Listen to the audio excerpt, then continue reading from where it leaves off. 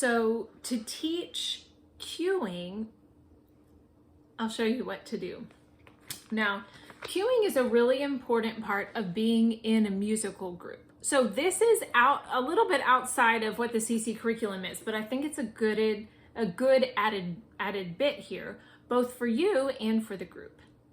Now, there are two main conducting patterns.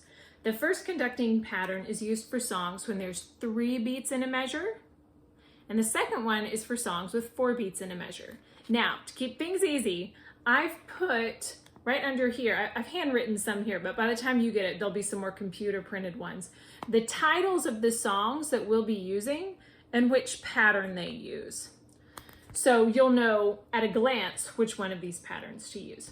Okay, now on this sheet, you can see the numbers, the directions, and this is the pattern that you're gonna follow with your hand. Now, if I'm doing this and showing you, it's like this, like 1, 2, 3, 1, 2, 3, backwards like this. And this one here, 1, 2, 3, 4, 1, 2, 3, 4. What's kind of funny though is that it'll be backwards because you'll be facing the kids, and so that's normal. So the way I'm doing it for you, it's like this is your reference, but it will look backwards to them. So you'll practice singing one of these songs, but here's the magic of it. The breath to come in is always that last up. So let's take Dona Nobis Pacem is the first song that's here in 3.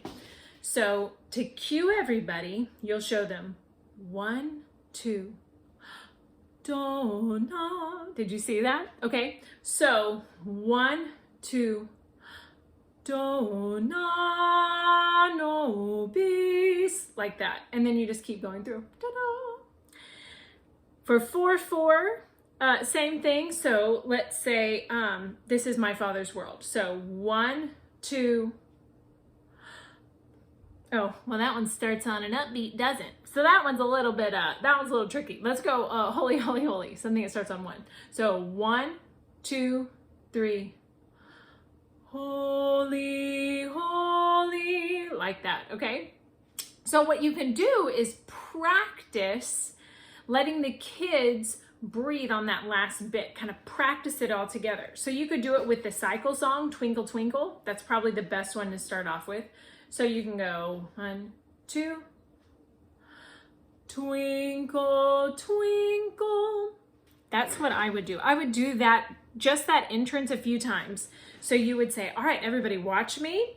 Now when my hand goes up, your mouths are closed, your hands are by your side, and then you watch. Twinkle, twinkle. Okay, that's the way to teach cueing. And you know, showing kids how to be a part of a musical group and follow a cue is a foundational skill for being a musician. And it will help you as you're leading the tin whistle song and leading the singing.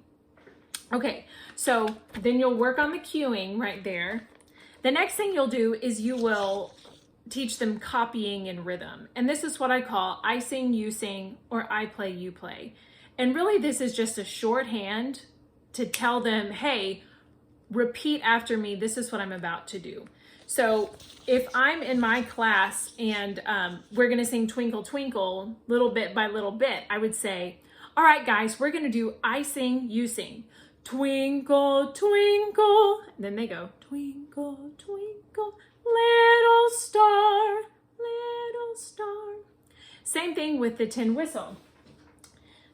If I want them to copy me with a rhythm, I'm just gonna do no holes right now.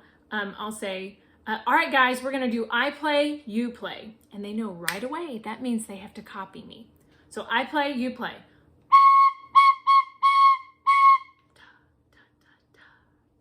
Okay, back and forth right in rhythm. That little shorthand, I sing, you sing, or I play, you play, will save you a lot of time in explanation. In fact, I use that shortcut not just with tin whistle, but with new grammar as well, because we do a lot of back and forth reciting. And if your kids know immediately what that means, it saves you time and explanation. Okay, so that's cueing and that's copying. The next thing that you'll do here is that you will show them solfege. So in between all these sections, you might kind of do a little wrap up, like, okay, so those are two ways that singers stay in unison. They stay together. Now that we've learned how to stay together, we've learned about cacophony and unison, let's talk about some of the ways that singers warm up their voices and get ready to sight read their music. And they use a funny little pattern called solfege. Okay, so I would give them a little intro like that. And then here is our solfege. Now we're gonna do this right now in this video the way that I think it would be really beneficial for you to do with your class. So, all right guys, we're gonna do I sing, you sing, and follow me with the solfege, okay? Let me get a note, hold on. We'll do these. Do, re, re, mi, fa, fa, sol, sol, la, la, ti, do. Good job. Okay, let's do I sing, you sing again, and we're gonna do a few more. Do, re, mi, fa, sol. What? Right. La, ti, do. Good job. Okay, now listen to me do it, and then we'll all do it together. Do, re, mi, fa, sol, la, ti, do. Re, mi, fa, sol, la, ti, do. Good job. Now let's go down. I sing, you sing. Do, ti, la, sol, fa, mi, re, do. Your turn.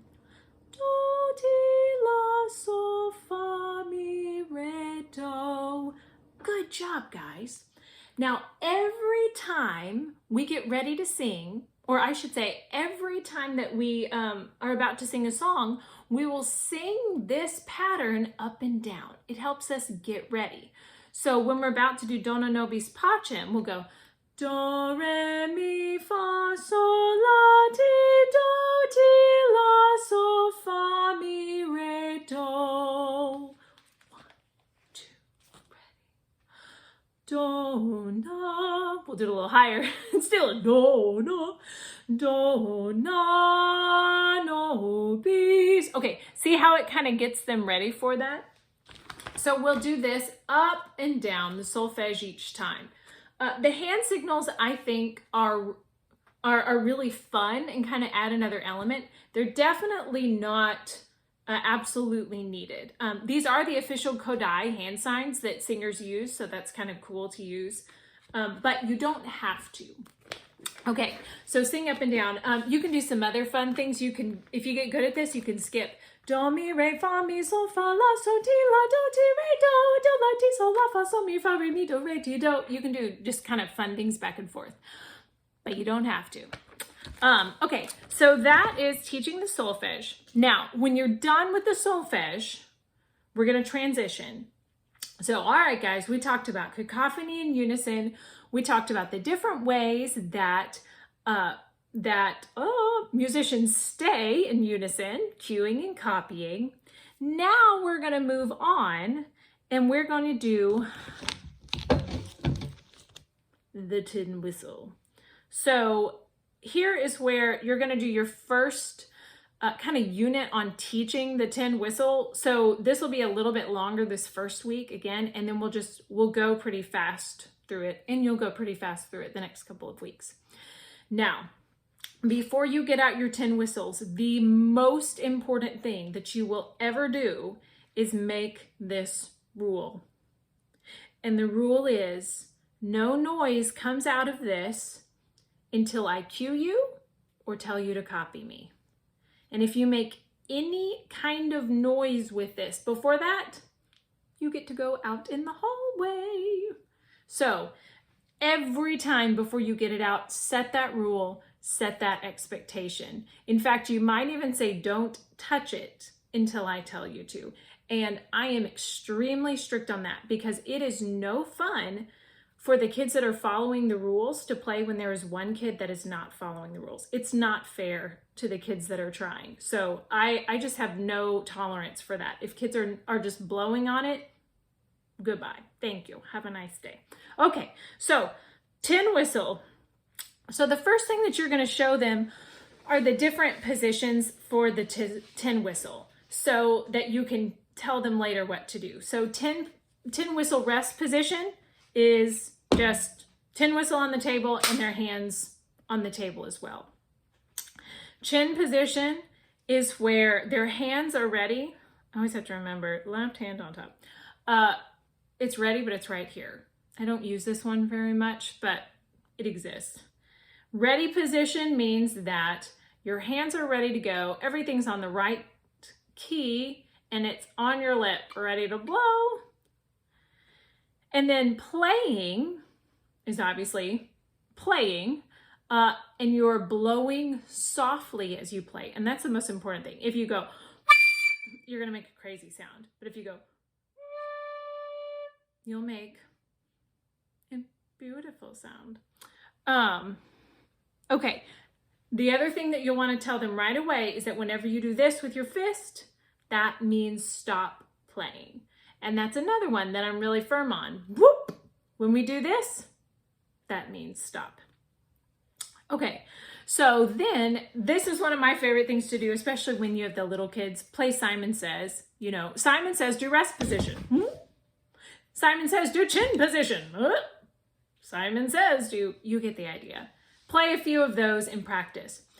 You're training them to follow a conductor and to watch for cueing. That's the piece here of training them to be a professional musician. So just take a moment and enjoy that. It's kind of fun. Then you get out the tin whistle and you can kind of examine it. You can look at the parts. I don't spend a lot of time here, just go real fast. You have the diagram so you can, this is from the CC guide, see what everything is called. If you're trying to kill time, you can again play Simon Says, everybody touch the fibble, everybody touch the finger holes, all that. And after this, you can go through actually how to hold it. And if you want to do these in a slightly different order, it's fine. You might teach this first. But your left hand goes on top, and you're going to use your 3 middle fingers. And you always use your pads of your fingers, not the tip. So it's kind of flat fingers. You sit up straight, and you hold it at a 45-degree angle. So not flat and not out like this, but right here. Okay. After you've done that, you'll say, let's practice playing the tin whistle in unison. And remember, not cacophony. If you have a beginner or little class, if you have the ABCDarians, or I even have the 6-year-olds, I think this year, and we'll probably do a lot of this, we're gonna do copying rhythm with gentle blowing. So I'm not really even gonna mess with the finger holes, especially not this first day, but instead just kind of say, all right, I play, you play.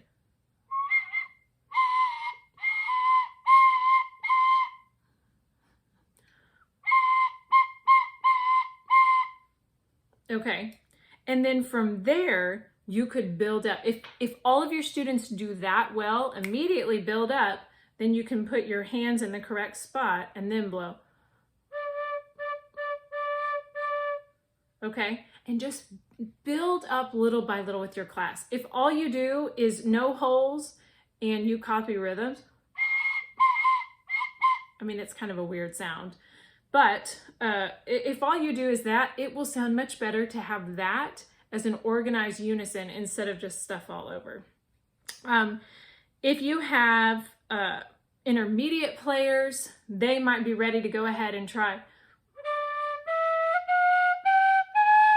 moving up a scale.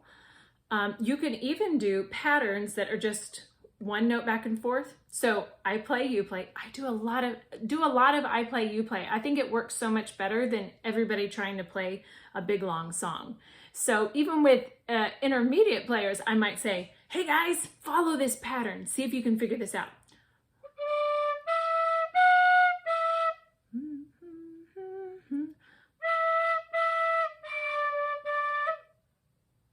Okay, do that to kind of explore it. If you try to play a big long song, somebody will be lost. So do a lot of I play, you play in the short little sections.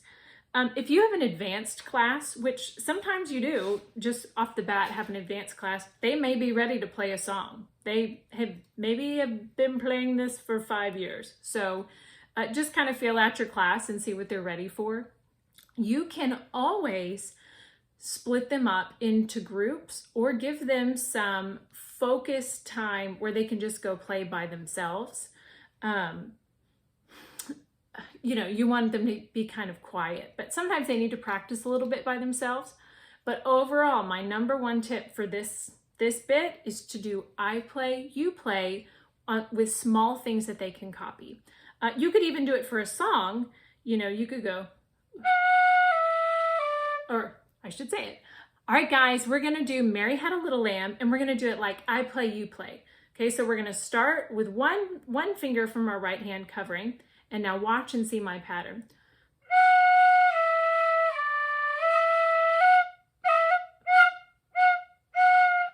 I need to practice. Then they would do it, and then you could go. Okay, you get the idea. Little chunks at a time like that is very successful. If you have a student that's really struggling, this is the time to pull a parent in and just give them a buddy. Okay, so at the end here, I have some activity suggestions. So you may not need this, but I always like to have a few things in case I need to kill time a little bit more. But you could photocopy this and let everyone kind of color on it. That's fun. You could practice conducting. Oh, let everybody do that. You could color a picture of your tin whistle. That's really fun for the little kids. And let them take that home. And then at the end of every class, you want to leave just a minute or two to summarize what you did. And even if you didn't do what you planned, just run with it, pretend like you planned it, and summarize it. So even if everything fell apart, say, hey, we talked about cacophony, and you know what? We ended in cacophony. Wasn't that cool? Isn't God fun and creative? That sometimes we have order, and sometimes things are just super crazy. So no matter what, end and say, today we talked about unison and cacophony. We talked about, oh, remember the solfege? Remember all those hand signs up and down? That was cool. You could even ask them, hey, what else did we do? Oh yeah, we did the conducting pattern. That was cool. And we learned about the tin whistle and how to hold it. Yeah, that was neat. And then always bring it back to God. So in all of those things, we saw how God was creative, He's organized. He made our voices to be able to sing.